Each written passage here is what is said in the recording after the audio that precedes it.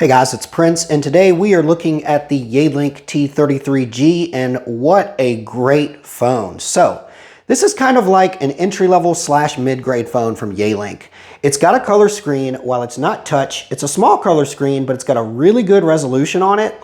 It also sports Yealink's HD voice, so it's got really good sound output through the headset and also through the speakerphone. It's got your typical buttons like you come to know and love with Yealink products. That's really big ergonomic buttons, and everything is kind of like easy to find. It is basically a 4-line capable phone on the screen, and it also has the ability to have 12 memory settings for like stored memory, up to 4 pages and 3 keys. This is a Gigabit capable phone, and it does have PoE. That's actually how I'm powering it here. Let's flip it over so you guys can see that.